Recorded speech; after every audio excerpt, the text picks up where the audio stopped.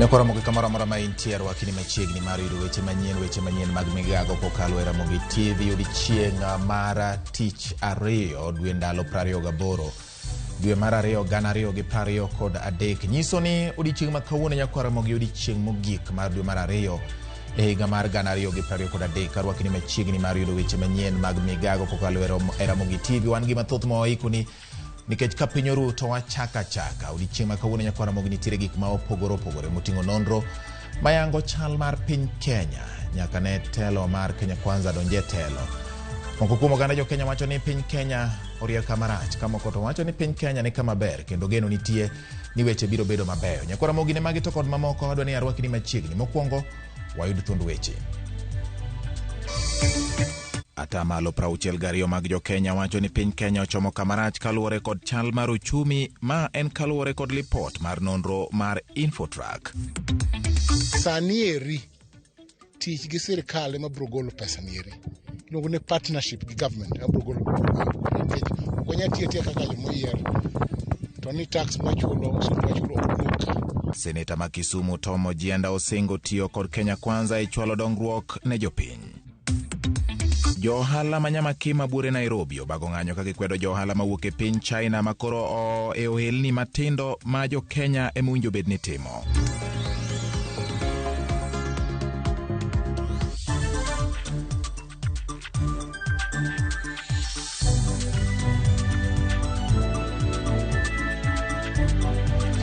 Arwakini machiegni nyakoromogi mar yudo weche manyien adimba weche manyien mag Migago chakore sani. Inyalo tudori kodwa e namba 36000 imiwa pachi kotenre gi weche manyien ma wakelo ni Migago. Bende inyalo tudori kodwa kokalo e namba kata alai mar tudruok mar oganda kata social media Ramogi TV Kenya, Facebook page marwa kaachiel kod Twitter handle na Ramogi TV KE, kata bende YouTube marwa achiel kachiel. Ka kamano nyakoromogi weche manyien gi biro ni achiel kachiel kokalo e Facebook account kata page mara kopone iluwo George Bati Daddy Cool. Machiegni nyinga en George Bati. Chenro mar manyo commissioners manyien mag IBC ne okawo okang' manyime bang' jatend piny Kenya William Ruto gwelo aput mar ji 7 madhi telo ne chenro makamano. Aput makamano nigi ting' mar manyo commissioners manyien kuom thuolo mar ndalo 60 kuom luongo kwayo kowuok kuom jopiny motelo ne dayo dhogi. Magi timore kata odoko ne riwruok mar Azimio la Umoja One Kenya to osebedo ka kwayo jatend piny William Ruto mondo mi ochung' chenro makamano ka gibwogo mar luongo ng'anyo poni jatend piny ok owinjo dwachgi. Chris Owino kolono wachni. Seche machuo kende to kaput manono timbe commissioners 4 mag IEBC mane obalo gi duoko mag yiero ma tend piny golo duoko mare mar thicho oko Irene Masit, jatend piny Dr. William Ruto ne ogwelo aput madhi manyo commissioners manyien mag IEBC. Jokanyo mag aput no gin Bethwel Sugut, Novins Urela Atieno, Charity Eskisotu, Evans Misati James, Benson Ngugi Njeri, Nelson Makanda, kaachiel gi Fatuma Saman. Ting' maduong' mar ji 7 en manyo commissioners manyien mag IEBC madhi kawo kar jakom IEBC machon Wafula Chebukati, commissioners Boya Mulu kod Professor Abdi Gulie mane odhi e rutaya bang' tiyo kuom thuolo mar higni 6. Bende gidhi manyo ji 4 mamoko madhi kawo lemo mane omako jalup jakom IEBC Juliana Cherera, commissioners Justus Nyang'aya kod Francis Wanderi mane ogwe tawo tok yiero, kaachiel gi Irene Masit ma aput mar jal bura Agrim Chelule ne ong'ado bura mondo jatend piny William Ruto ogole apisi kuom dhi ataro kod chik. Your Excellency, the findings derived from the investigations have satisfied the tribunal that the allegations of serious violation of the Constitution and other laws and gross misconduct have been proved to the required standard to qualify our recommendation for the removal from office of Commissioner Irene Cherop Masit. Chenro mar manyo commissioners manyien mag IEBC idhi tim e bwo dweche 2. Bang' kawo apisi, aput mar ji 7 biro romo mar yiero jakom kod jalupne. Jakom mar aput makamano biro golo milome manyiso jopiny man kod dwaro kendo nigi lony mar bedo commissioners mag IEBC mondo chwal kwayo margi. Tok yudo kwayo kowuok kuom jopiny, aput no biro goyo kogno dwaro makamago kendo dayo dho joma ochwalo kwayo magi motelo ne chwalo nyinge 2, lemo mar jakom IEBC kaachiel gi nyinge 6 mamoko mag commissioners mag IEBC. Kaluwore gi pend chik, jatend piny nigi ndalo 7 mar chwalo nying jakom IEBC kod nyinge 6 mamoko e lemo mag commissioners ne od bura mamalo. Ka od bura mamalo oneno ni ng'ut ji 7 go oromo jok mar tayo yiero ma pacho kae, jatend piny biro gwelo gi ayanga kokalo e oboke moyiedhi mar piny owacho. Magi timore kata odoko ni riwruok mar Azimio to ne onyiso jatend piny mondo chung chenro mar manyo commissioners manyien mag IEBC nyaka bi nywandgi e chenro makamano. Penjo maduong' en ni bang' jatend piny Dr. William Ruto gwelo aput makamano madhi manyo commissioners mag IEBC ataro kod dwaro mag Azimio en okang' mane ma Azimio dhi kao. Chris Owino, Ramogi TV, Nairobi. Wadhi nyime nyako Ramogi kendo kawere kod motende gi wach mar manyo commissioners manyien kata telo manyien mar IEBC mabiro tayo yiero mag 2027 kod yiero mamoko manyalo tucho matindo e pachoka kapok ochopo e kinde mar yiero maduong' nyako Ramogi. Wadhi ane motende kod weche mag chopo kare dwaro mar chik. Jokanyo dwaro mondo od bura mar 13 ochop dwaro mar kit chwech mar 2/3 kata madhongere ni 2/3 gender rule kagiwacho ni chopo chikno oseyuare kuom kinde malach. Jakom riwruok mar JLAC George Murugara omedo ni loko chenro mamoko e chikno biro konye mondo mi ochop kare.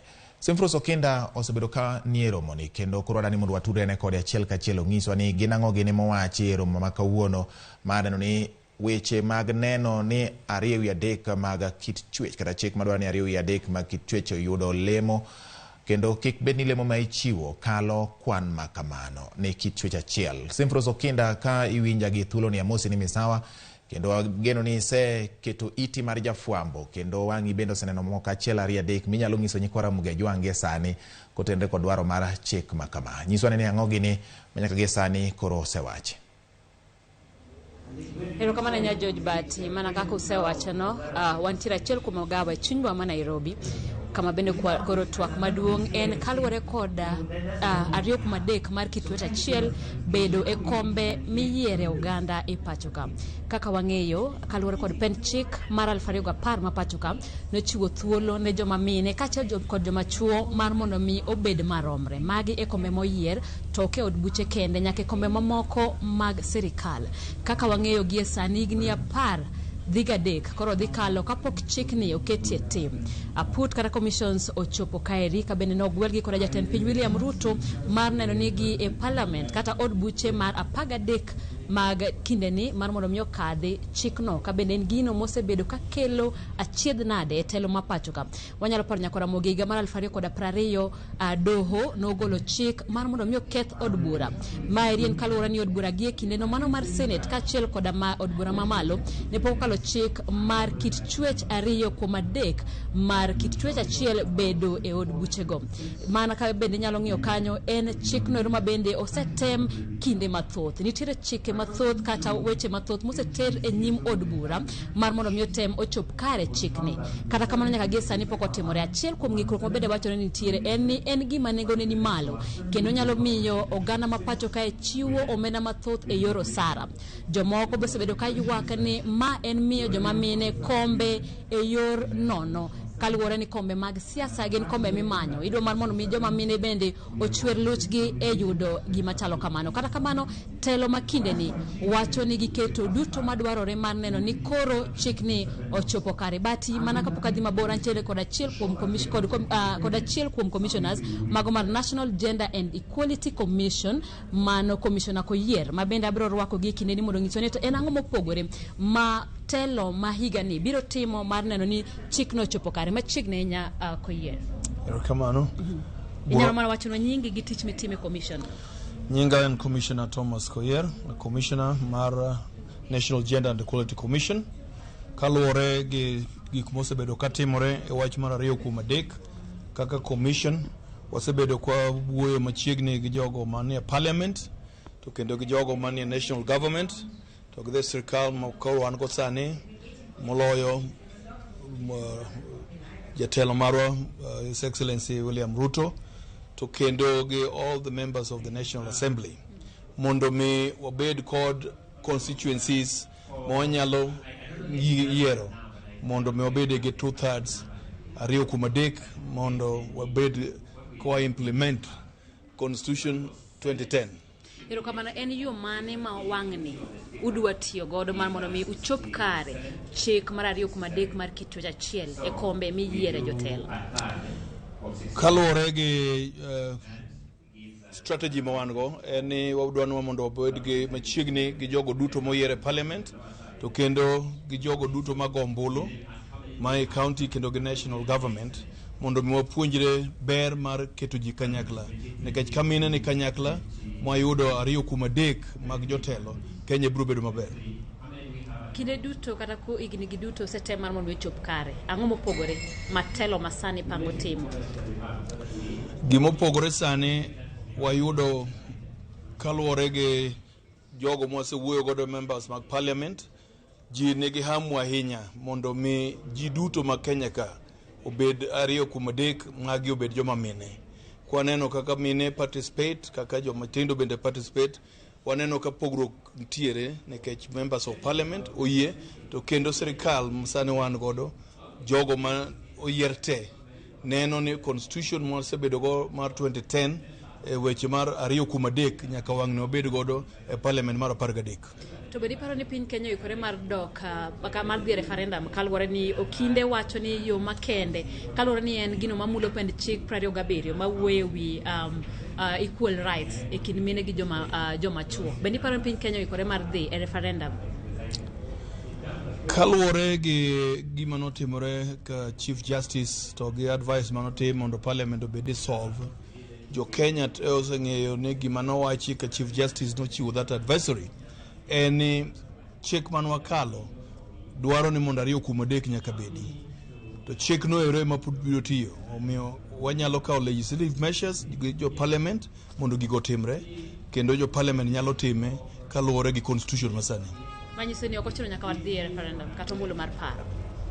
Kaluwore gi articles mang'eny mantiere mar constitution nitiere away ma joma nyalo bedo parliament nyalo bedo gi chike legislation minyal keti mondo mobed gi 2/3. Mana ka watieko un gi thuolo maromo nade kaluwore koda bet maru gi jomutwak godo uparo ni gini nyalo kawo thuolo maromo nade mondo mi ochop kare?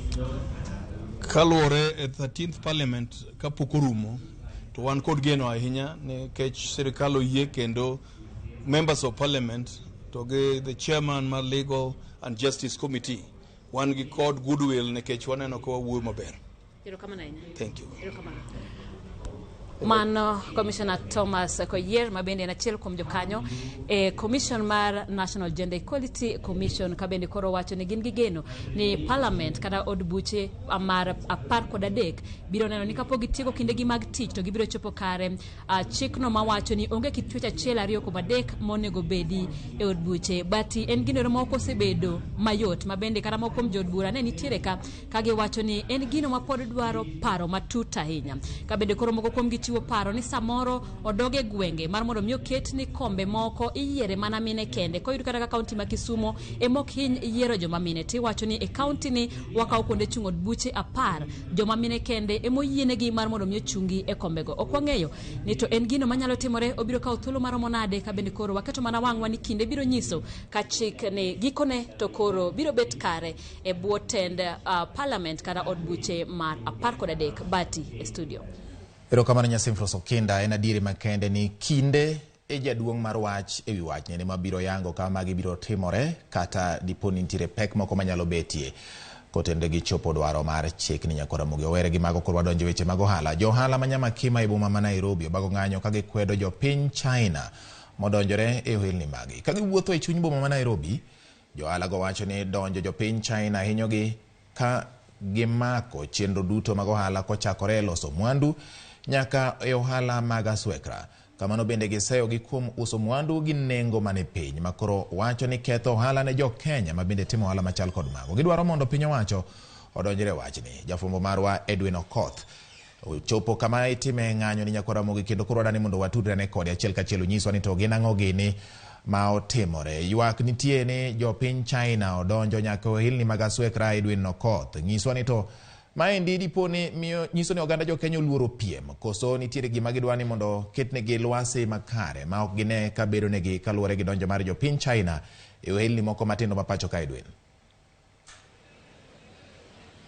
Erokamano ahinya George Bat, awinje yo makare kendo mana kaka iwachono, wan e chuny boma ma Nairobi kama kawuono ne moko kuom johala obage ng'anyo ka giwacho ni gisebet ka giyudo lal nikech johala mawuok e pinje ma China makelo mwandu mang'eny osebet kamayo gi ohala, omiyo gisebet ka kod ywak ni ok ginyal piem gi jo China kendo koro ok ginyal timo ohala e lwasi machalo kamano.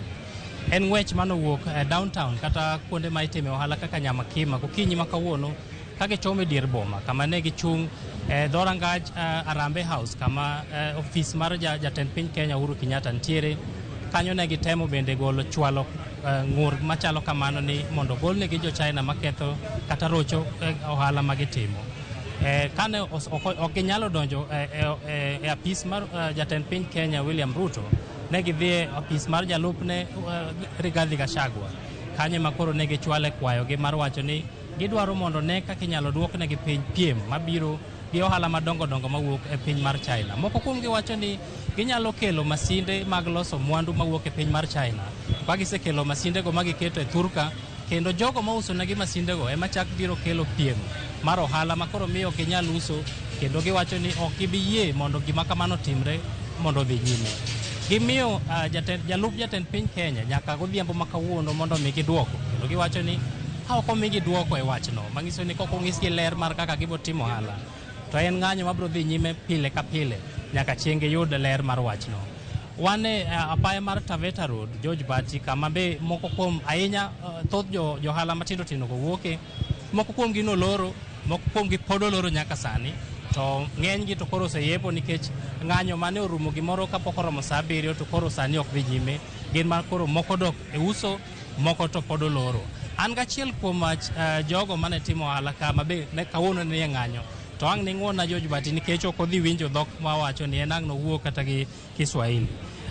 Pengine tueleze tu kwa ufupi maandamano ya leo ilikuwa inakusudia kupata nini? Maandamano ya leo ilikuwa inakusudia ili jambo la China ambao umeingia pale KU anaitwa China Square ameleta tension mingi na ameleta wasiwasi mwingi, manake kule watu wanaandamana na wanajazana kule kwa zile bei anauza. Kwa hivyo pengine ungetueleza kwanza jina na biashara ambayo unafanya Mimi naitwa Damaris kutoka Dama Mobile Spare. Mimi najihusisha kwa uuzaji wa spare parts za simu. Kwa hivyo unasema maandamano ya leo ilikuwa inakusudia kurudisha nyuma upinzani mnapata kwa biashara kutoka China? Maandamano ya leo ilikuwa inakusudia upinzani ambao tunapata kutoka wa China, manake wanatoka China wanakuja huku wameinvest biashara zao, na zile biashara wameinvest maana wao ni wao manufacturers, wanauza kwa bei za chini zaidi hadi sisi wenyewe tunashindwa vile tutauza. Wewe kama mmoja ambaye alikuwa kwenye maandamano leo, sijui kama unaona kama tumefaulu ama bado? Mimi kama mmoja wa wale ulikuwa kwa yenye hayo maandamano, natumai rais wetu ametusikia na deputy wetu ametusikia na pia CS wetu Moses Kuria ametusikia, manake sauti ya mwananchi naona kama imesikika. Kwa hivyo matarajio yako kuanzia leo itakuwa? Matarajio yangu ni kwamba serikali itachukua hatua na itatuprotect kutokana na hawa wa China, manake wanakuja wanatu prevent sisi kufanya biashara vile inastahili. Mara nyingi tunajua kwamba mnatoa bidhaa hizi kutoka kwa Wachina. Kwa hivyo mkisema waondolewe ama waache kufanya biashara, inamaanisha zenyu pia zitaathirika? Zetu hazitaathirika, manake wanastahili watuuzie wakiwa manufacturers na wakaya kwao, ama wakikuja huku watuungane na sisi kufanya biashara legit, biashara tunauza bei moja, sio wanakuja kuuza nusu ya ile bei sisi tunauza. Kwa mwananchi wa kawaida kama unavyotarajia wanafurahia bei ya chini, kwa hivyo wale ambao wanasema pengine Mchina ameleta nafuu katika bei ya bidhaa, utawaambiaje? Mimi nitawaambia wale ni wale hawaoni future ya kesho, manake kama atauza hiyo bei ya chini, ule mwenye anaenda kununua atanunua kwa hiyo bei ya chini, lakini wale nao kwenye Gikomba, Rudhuri na Nyama Kima na kwingine, wale watu wameajiriwa na wale watu wote, na zile biashara zote zitarudi chini. So ule mmoja atasaidika kununua ile bidhaa item moja, lakini wale wengi wanaleta kwa wholesale, wao watakosa kazi. Asante sana. Asante. George Bati manaka kiwinjo no wacho ni gin gi ywak ni ohala gi osebet ka rochore ahinya nikech piem ma giyudo mapek nikech China kelo mwandu nengo mapiny kendo kelo mwandu mang'eny dichiel ka bende ogolo gi mana e piny China kama jowero gi bende dhi gole mwandu. Ka ok mano George Bati warito neno ni to okang' mane ma gibiro kawo ponono ni giyudo duoko kata ponono ni ok giyudo duoko dichieng' ma kawuono. Erokamano ahinya Edwin Okoth kuom miyowa ler machal kod mago kaluwore kod weche mag ng'anyo makoro johala ma pacho ka ni godo gi dwaro mar neno ni weche kata lwasi mar ohala obedo makare kendo piny Kenya obedo mano mamiyo thuolo mokwongo oganda ne e weche mag timo ohala. Nyakwara Ramogi wawere kod mag ng'anyo no wadonjane e nonro makoro yango chal mar piny Kenya nyaka gie sani, nonro ma ogol kod kambi mar timo nonro mar Infotrack. Wadhi ane nyime Nyakwara Ramogi kama koro wang'iyane mago mabende iwacho. Nonro ma ogol kod kambi nonro mar Infotrack ewi chal mar piny Kenya ndalo 100 nyaka ne Kenya Kwanza donjie telo. Oyango ni atamalo 62 mag jo Kenya okoni Kenya orieyo kamarach kata malo 22 to koni piny Kenya orieyo kama ber. Duoko mar nonro no yango pek mar ngima kaka midhiero ma omiyo thoth jo Kenya ok mor kod chal mar piny Kenya kata malo 73 mag joma ne okawo pachgi koni ngima tek. Atamalo 5 koni ok gimor gi osuru ma oket go jo piny kata malo 5 mamoko to koni chandruok medore kaluwore kod onge mar tije. Atamalo 4 mag joma wacho ni Kenya orieyo kamarach oluwo ni joma nitiere telo mag piny owacho mamalo kod mago mag counties ok nyis kit telo makare. Atamalo 3 seyo kit siasa mapacho ka atamalo 3 mamoko bende wacho ni dhier medore kind jo Kenya. Weche mamoko ma joma ne otimnegi nonro olieko ni nyiso ni Kenya orieyo kamarach oting'o oro, mibadhi, rang'iny mar somo mani piny, pogruok mar oganda, pogo mwandu mag piny e yo manyiso akwede kod rochruok mag arita kwe maduto ochung'e atamalo 1. Kata kamano atamalo 22 mawacho ni piny Kenya dhi kama ber koni kwe nitie pacho ka. Atamalo 16 oluwo ni winjruok nitie e kind oganda jo Kenya kata atamalo 16 mamoko mor gi kaka migepe mag piny owacho tiyo. Atamalo 10 koni ngima ok tek ahinya. Atamalo 8 oluwo ni ochumi ma pacho ka dongore yo makare. Atamalo 5 wacho ni gimor nikech jatend piny Kenya en ng'at mohero Nyasaye. Kata atamalo 5 mamoko wacho ni weche mag somo osejiwore pacho ka. Atamalo 4 koni loch gwenge osekelo lokruok. Atamalo 3 bende wacho ni gimor nikech osuru sani chulore moloyo e kinde piny owacho mokalo e kind mamoko. Nonro no ne otim e kind tarik 21 kod tarik 24 mar dwe mar 2 higani kama ji maromo 2149 mawuok e counties duto 47 ma pacho ka ne ochiwo pachgi.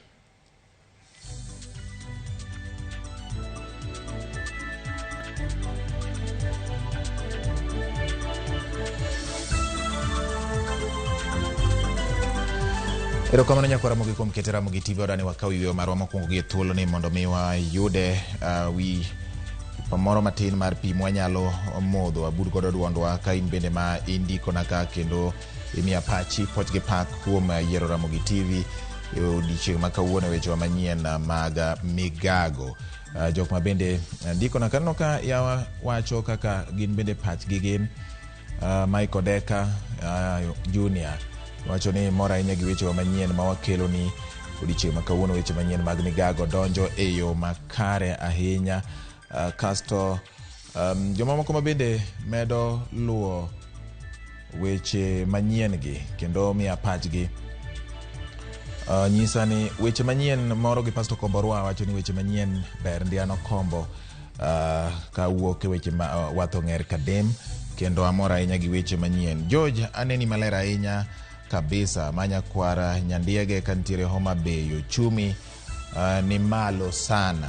Okay, Migago an Polo Nyango kantiere Alingo asembo amor gi Ramogi TV kuom weche manyien matimore pile ka pile Turka. Erokamano ahinya. Wolololo an Lavenda kawuok Muhoroni Bondeni. Basic needs to en gima ochuno sana to chuo moko to temo ndi to mamoko assume miyo kachiel gi nyathi. Okay, mano akenyo kwa wacho waonge gimani weche manyien aparo ni mano mana pache. Erokamano ahinya. Aneni yo makare Honorable Benedicto Jakobura soga anto gima ng'eyo ni piny oserumo kama chuo kod chuo wetena bende koro lokore kigin kendo nyiri bende miel kendgi kigin ok oyot ahinya. Erokamano nyakwara Ramogi yena mondo akaw yuyo gi kanyo ka waduogo pod wan gi mathoth e Migago bed mana kete ka.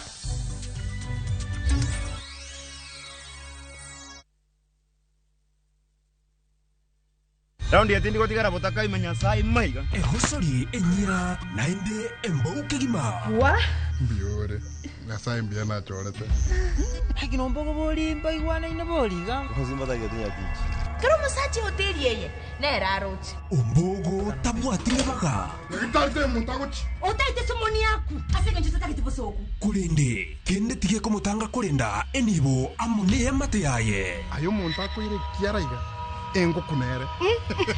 Tengera ege ticha. Egosori enyeke gima. Yarule liko aseviu sasa bono.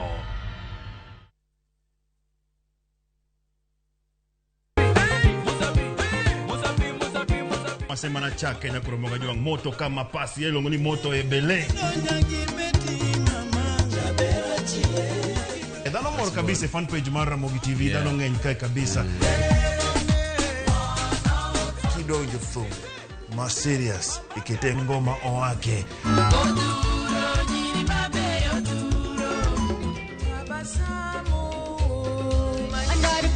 Under the pressure, yeah, Kete manaka kod Papa Vic. Ngoma wake wuok tich nyaka tich abich sapar odhiambo nyaka sapar gariyo.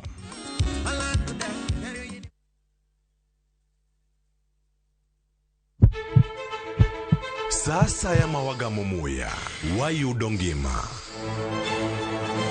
Sasa ya mawayudo rieko wareso ngima ng'ato. Dr. Satiriosus onego beni lorore.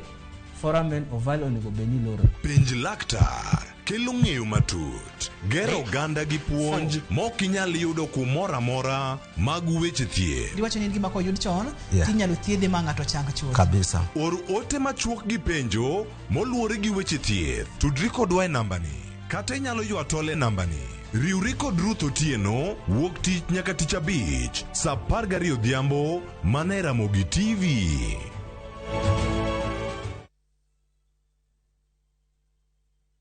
Weche manyien muoch pile ka pile kumora mora kendo samora mora. Anyalo rito mondo anene kata asome kata anyalo bedo e kind joma kele gi simba mar smartphone. Citizen Digital en reporter mar jopiny. Seche mantie wach motuch maparo ni nyalo moro oganda.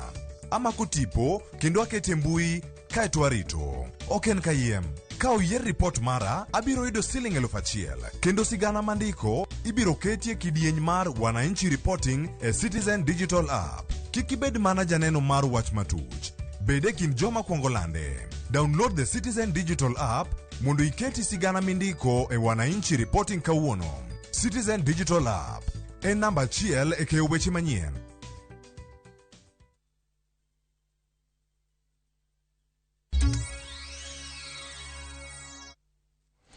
Machiegni nyakora Ramogi omedo dhi nyime gi weche manyien mag Migago. Erokamano kuom medo kete Ramogi TV. Oganda josalam kokalo e komiti mar jamia ogolo chung' margi ka kwedo ng'eto mar doho maduong' mogik ma pacho ka ewi weche mag timo hera e kind chwech machal. Burano komiti kata baruano e komiti mar jamia Moscow kone giriwore gi jokenya mamoko e kwedo ng'eto mar doho maduong' mogik ka giluwo ne chike mag Kenya yango kido kod tim makamano ne gin mago ma ok odhi kare.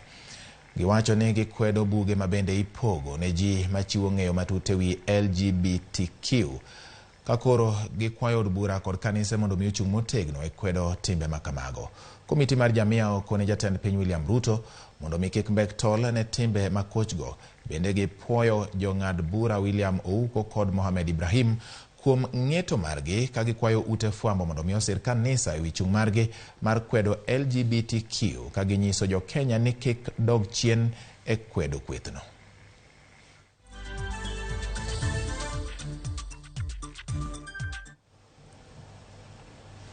Wadhi nyime nyakora Ramogi. Seneta ma Kisumu Ngire Tomo Ojienda koro medo umo piny kaluwore kod tiyo machiegni kod piny owacho mar Kenya Kwanza. Kado bedo ni ne oyiere kod duond bura mar ODM, gino mawacho ni otimo mondo mi okel dongruok machiegni gi jopiny manomiyo ombulu. Ojienda medo ni jo Kisumu chulo osuru kendo nyaka giyud lemo kowuok e piny owacho mantie e telo gi e thuoloni. Owacho magi e seche mabende norango chenro mag gero apaya Makoru Junction Bible School mayudore e kar od bura ma Muhoroni, tich ma ochakore bang' romo mare kod jatend migawo mar apaya Kipchumba Murkomen.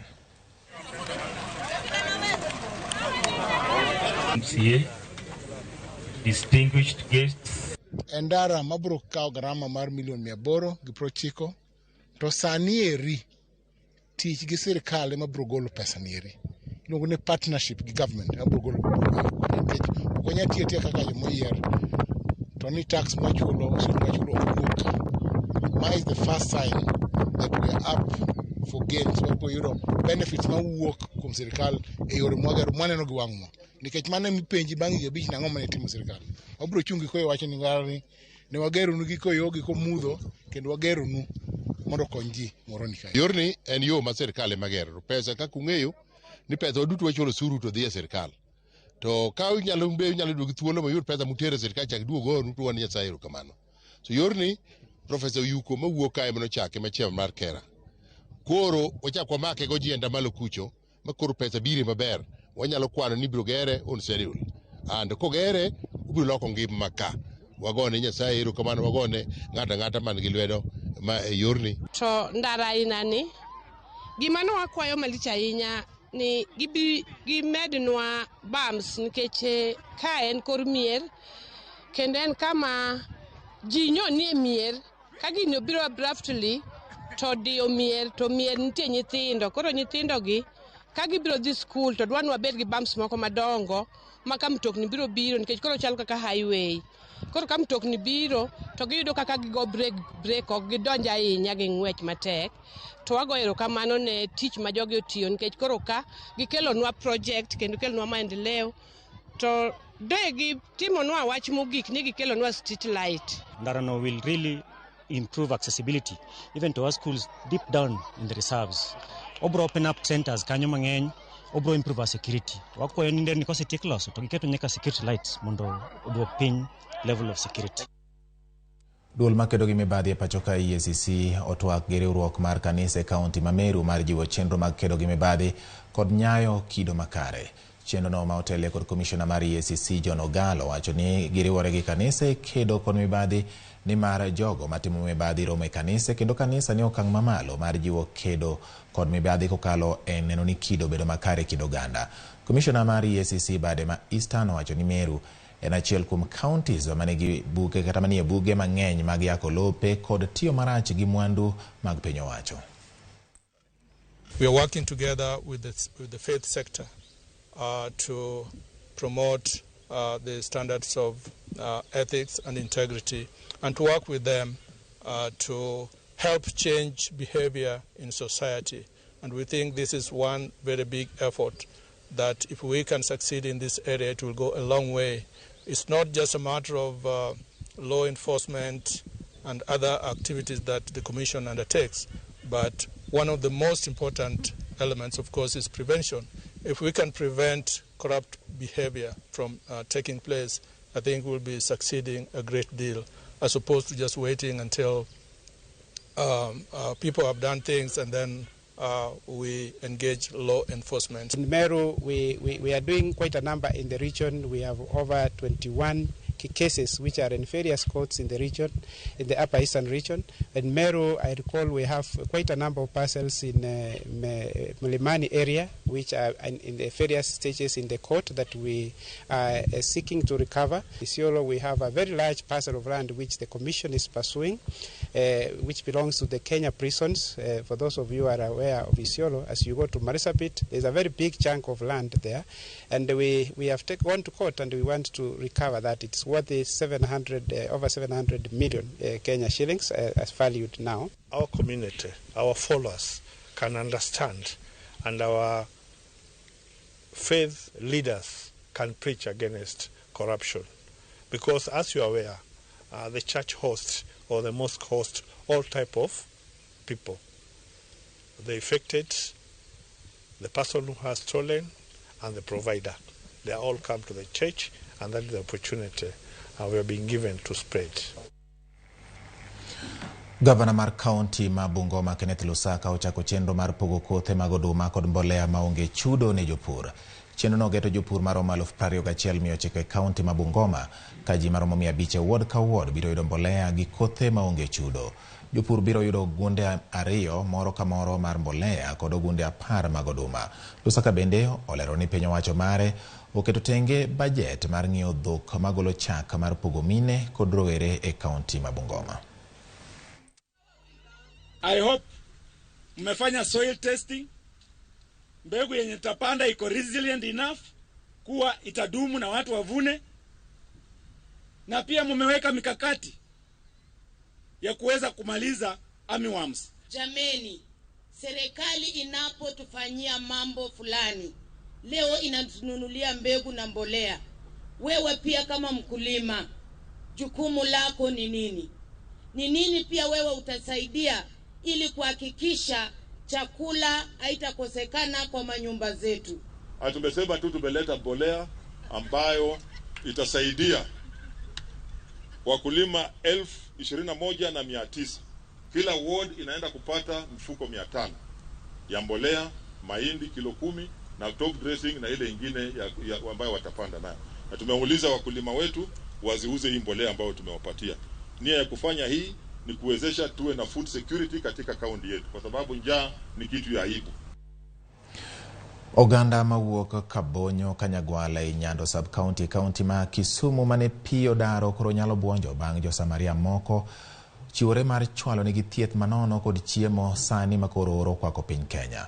Jochiwrego magin osiepe mawuok e piny mar Amerika wacho ni oganda go ne omako wang'gi bang' neno tipo mapacho ka kaka gisandore ahinya to nyithindo kod jogo mamine. En kony ma jogweng' makono makata mawuok e alwora ma Kanyagwala orwako kod mor ka bende gimedo kwayo jogo mani kod nyalo mondo mi omed chung' kodgi motegno. Waneno ka ji obiro kendo waparo ni kare ne ni ji tuo kabisa, manyiso ni ne wadwaro mondo othiedhwa. Wadwaro mondo othiedhwa. Koro wago erokamano kuom thieth ma wayudo. Adwa kawo thuolo ni mondo ago erokamano ne the volunteers kuom kelonwa gima ber karwa kae. Jogo mang'eny dendgi osebedo ka lit, but kawuono at least giyudo konyruok ma free mok gichulo. Akwayo ni kabeto gichak giyud thuolo gichak giduogi. We're here from Midwest Girls on the Go. That's a Facebook group that we created, and now we were able to bring 10 women from the Midwest of the USA here to Kanyagwal Dispensary in order to help this amazing village out with some essential needs. So we were able to fundraise in order to help this village, and we have over 1,000 people that we were able to help today with the medical camp, and 500 families that were able to help with maize flour as well. We found out about Kabonyo Village and Kanyagwal is because we came to Kenya, just her and I first, last year at the same time, and within 2 weeks we were able to fundraise for Kabonyo Village because of our friend that we met who is going to be touring us around Kenya. So now we're back just a year later, and the village had such an impact on us when we came. Everybody was so welcoming, and we made a lot of friends here that we were excited to introduce other people to when we brought them back to help even more. Ramogi kowuok Kabonyo Kanyagwal wadhiane kaunti ma Kakamega kama jodak ma kaunti ma Kakamega ogolo ywak kaluwore kod nok mar pi ma osemakogi kuom kinde sani. Gilero ni telo marach e kambi mar chwalo pi mar Kakwasco ema nyayo nok mar pi ma kamano. Gidwaro mondo jatend kambino oti tich makare eneno ni oganda oyudo pi. Gikwayo jotend kaunti no mondo miwinj ywakgi eneno ni jodak matiyo gi pi koa e kambino oyudo pi kinde ka kinde.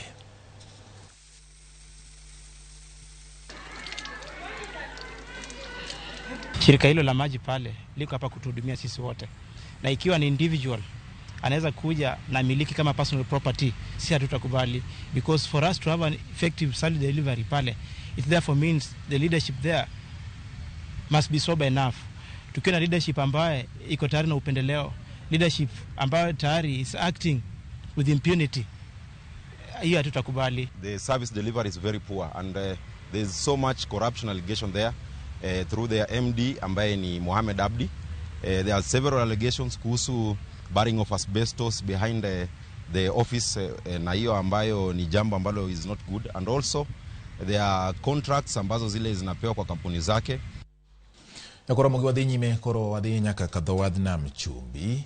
Obila e kaunti ma Mombasa ogeng'one achich moro ma itudo kod nek mar obila mar traffic manowito ngimane olalo ma Nyali apaya mawuok Mombasa kochomo Kilifi kalore gi komanda mar obila e tesend obila ma Aban Maxwell Agoro. Mosenendo mane nie tich ne ochungo nyamburko no mane riembo eng'we tete alwora mar Bastan.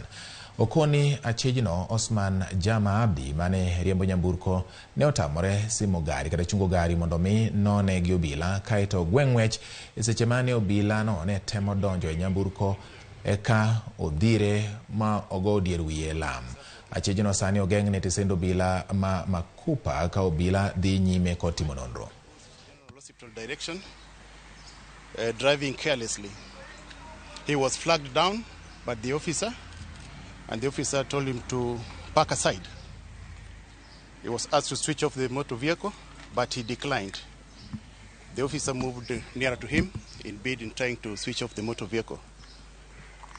But the driver adamantly refused, suddenly grabbed the officer and drove away with part of his body inside the motor vehicle for about 200 meters.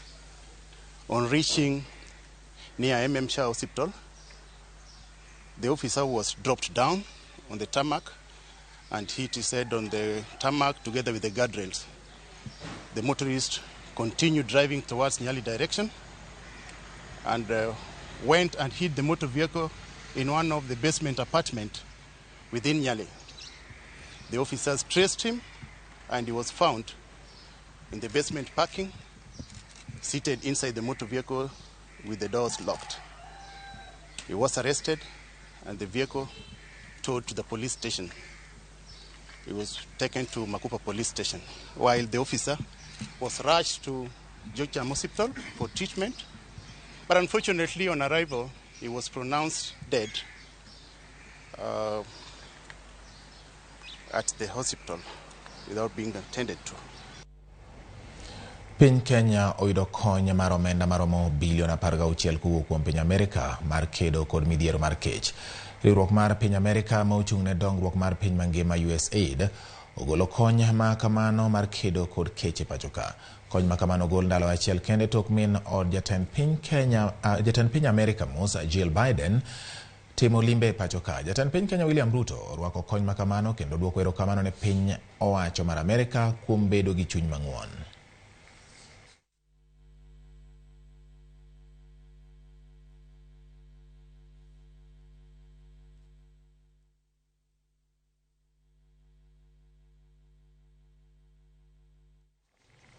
Ramogi wadhi nyime gi mamoko ahinya motendore kod weche mag oro. Jopur mag majan e gwenge mag Mount Kenya ogolo luoro ewi pur mar majan magiwacho ni oro sani koro omiyo puothe gi tuo. Gimedo ni keyo mar majan odok piny ahinya kaluwore gi tuo mar obok mag majan, kendo jopur mane kwanyo obok maromo kilo 50 e odiechieng' ka odiechieng' tinde ng'wedo mana matin ne kilo 5. Apisa mar KTDA Enos Njeru ne otimo nonro e puothe mag majan kendo lero ni tuo mar obok mag majan okelo ne jopur yuto matin. Sahi ona kulikuwa na manjani, sahi hakuna manjani. Shida yenye imetupata sahi injwe yenye iko sahi ni kubwa, hatuna manjani, shinda ni mingi, tuko na mpesa kwa banki hatunjalipa, hata hatujui kutaenda namna gani. Tuko na watoto shule, hatuna school fees. Kumekauka kabisa, hata chakula kupata ni shida. Adhirika sana na kiangazi kama mnavyoona kwa mashamba yetu, manjani imekauka kabisa. Na hiki ni kiangazi kimeendelea kwa muda mrefu na hatujui sasa itafika mpaka wapi. Tunahofia wakati tulisikia mpaka kwa watabiri wa hali ya hewa wakisema tutaendelea na kiangazi kwa muda mrefu.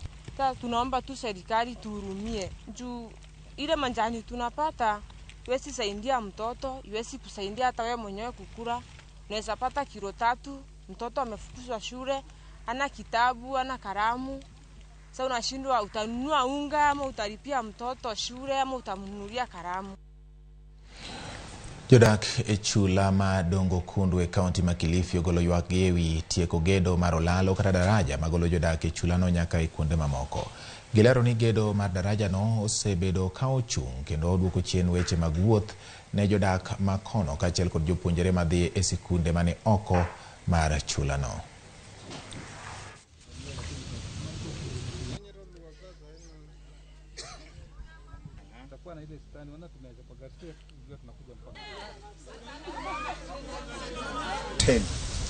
With that one cannot kwa sababu kukawekwa magogo ambayo yalikuwa yafungwe iwe daraja ya kupitia, lakini kwa sababu haikukamilika imeleta shida nyingine ya kwamba ukifika hapo mpaka iname chini na ukiinama unagusa yale maji ambayo yamejaa. Tunatabu sana si wakina mama, tunateseka.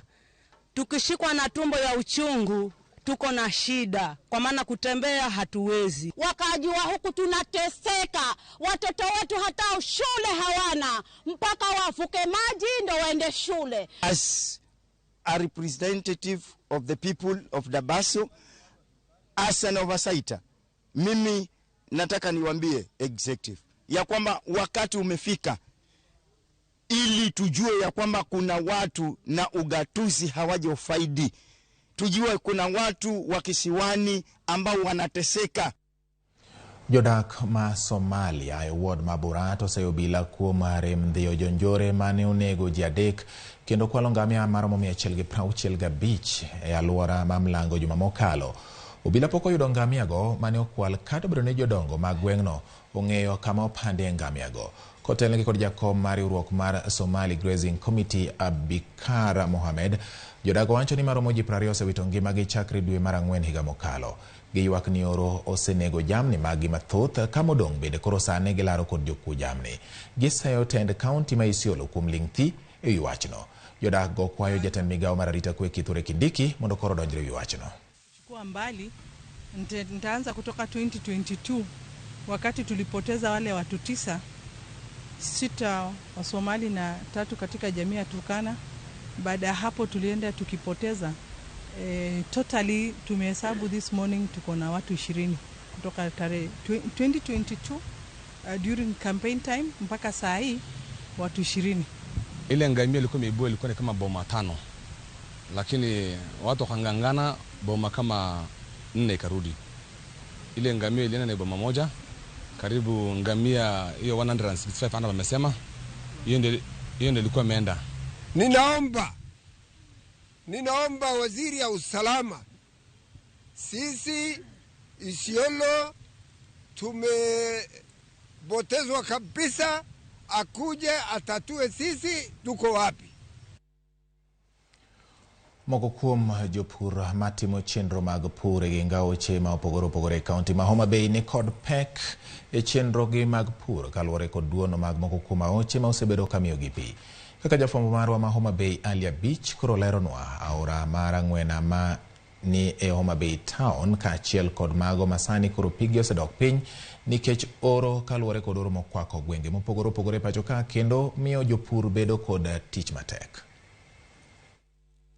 Oro ma osebedo ka dhi nyime pachoka omiyo thoth aoche mane jopiny oyudo konyruok margi e yore mag pur kod pith jamni sani oduono kendo jopiny daso mana pi kowuok e aochego ma bende koro kelo pek ne jopur ma puothegi okiew gi aochego. Aora Rang'wena manie kar chund bura ma Homa Bay Town pi rumo kendo jopur ma osebedo ka geno pi aorano sani koro neno pek. Oro hinyo matach nikech pur ni ema konyowa kendo pur ni ema konyo go nyithindo mondo odhi sikul. Koro ka chieng' rieny kama onge kaka wanyalo konyore nikech kaka dwago pi ma wanyalo pidho go alot onge, to wan kaka jopur nyanya wan gi sida mokadho nikech mane kama yuto wanitie. Puothe manitie gi ngaorano thothgi odong' ka otwo nikech nok mar pi ma nyalo kwe puothe ka jopur to dhi nyime gi iko puothegi ka girito go koth mondo chak chwe. Wawinjo matek, omiyo wakwa sirikal ni ka sirikal nyalo yie mondo konywa nikech mokwongo windmill nitiere mwalo ka. Do nyalo losonwa godo mondo ogonwa pi koa e nam. Lo machon pi ne nitie aora ka kendo nopong' ne wawinjo maber. To sani wawinjo molil. Pio duono talot be onge kaka go pi be onge. Mene ma osebedo ka wara lode kod kothe mamoko mawuok e puothe manitie genga urano bende ywago nengo ma oidho kaluwore kod nok mar pi. Adier mar Nyasaye alot kineno mwawaro sani gi bei mwawarego. Onge gima wayago kata minyalo yudo midhi konyori godo e ot gi nyithindo. Wan sani waloko ne weg puodho. Alot kata mana besen achiel e dho besen kama. Gun puodho koni ni kionge gi rabuor. To mani we alodo many ng'ama nigi rabuor mondo kaw. Rabuor ni e pap magi moro kata matin kata alot monenge chul 150 to koni ni mano rabuor ma kionge gi rabuor ni to en 1000. Kionge kode ti we alode. Kata kidhi korka nyanya onge. Kidhi alot onge, kidhi kitungu onge, wawinjo matek nikech oro. Koro wakwayo ni mondo sirikal owinjwa. Onya winjo ywakwa kata gavana marwa ma Homabay. Owinjwa nikech jomoko onge rabuor no.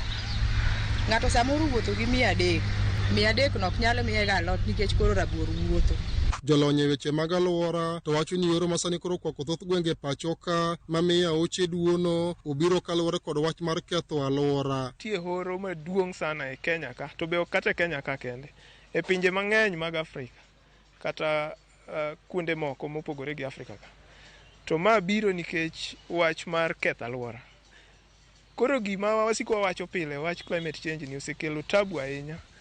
Chieng' ka rieny mang'eny to pi lal in terms of gima kizungu luongo ni evapotranspiration. Oro masane kwako thoth gwenge ma pachoka kelo kibaji ne jopur kaachiel kod jopith jamni. Jopur sani koro dhi nyime kod chenro mar iko puothegi ka gin kod geno ni koth biro chwe machiegni mondo giyud resruok. Ali Abich, Ramogi TV, Homabay.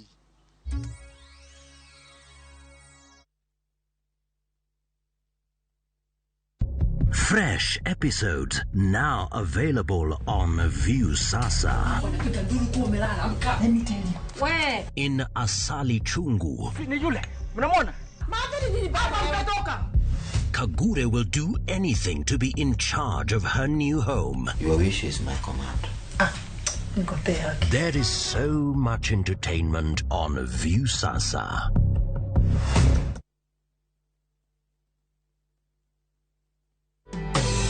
Bila wewe Yesu mimi siwezi. Bila wewe Yesu mimi siwezi. Kupata wimbo huu kama sikiza tune yako ni rahisi sana. Bonyeza *811*414#. Kumbuka, Sikiza na Citizen ndio nyumbani kwa wasanii wote. Kaende na shabiki.com. Jijenge na shilingi 1500 guaranteed kila wiki kwa kucheza Kaende Jackpot. Shiriki kwa kutumia 50 bob pekee na ujipe nafasi ya kushinda 500k kwa kupredict 13 games on shabiki.com. Cheza na autopick kwa kutuma neno KJP kwa 29063. Hata kusipokuwa na mshindi wa all the 13 games, yule atakayepata wa juu zaidi anapewa the 500k kila wiki. Guaranteed. Cheza sasa. Not for persons under the age of 18. BCLB number 416.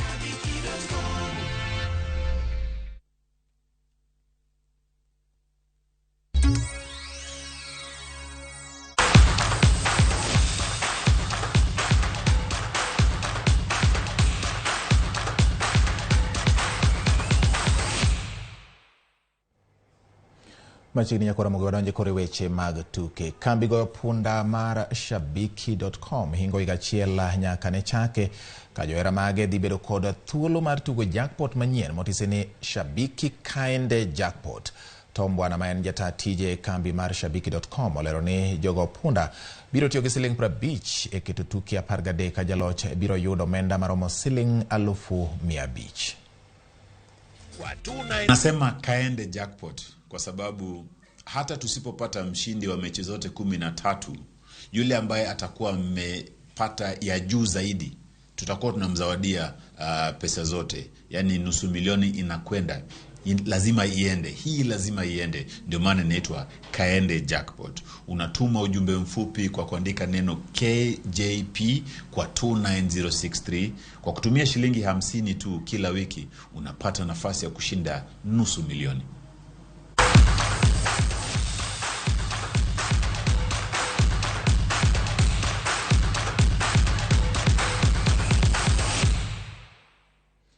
Ramogi thuolo mara mar bedo e studio ka koro rumo nyiso ni weche manyien mag Migago waweyo gi kanyo ka oromo saa 10 bod ang'wen gi mathoth ahinya weche manyien mag kagi kacha omero loso ni mathoth kendo ka otenre gi weche manyien konde duto mag piny Kenya kod gwenge mamoko obiro kelo negi ka oromo saa 1 gi saa 3 bende weche mamoko manyien ka kamano ana kawuok ndhiyo wacho neno Migago yo makare kendo mora nyagi weche manyien ka kukelowa Wycliffe kawuok nyakacha winjo malera ahinya kendo mora ahinya gi weche manyien erokamano George Bati an George kawuok nyakach Bati ngima ok yot e Kenya kasani ma ka jo China nyalo kelo gik moko e nengo mayot to ere rach osuru ema kik gibadre godo gik moko to kela mano pat George kawuok nyakach gomboro mogo gai marazimio baba Nairobi ka Kibera ukinyisa nyingi nikech igombo mana romo gi baba to ukinyisa nyingi erokana ija in bende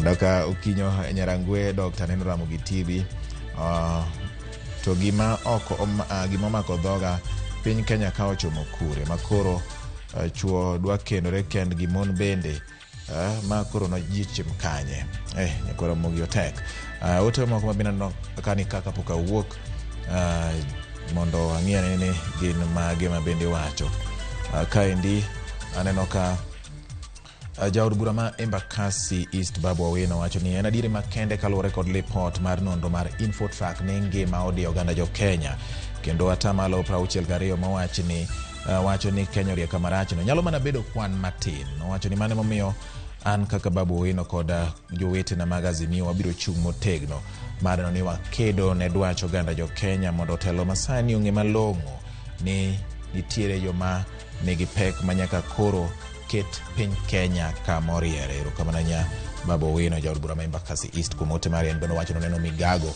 e Ramogi TV ka inti Nairobi nyako Ramogi yiena mondo mi alore gi kanyo gi sani erokamano kuom kete manaka nyinga en George Bati oriti masani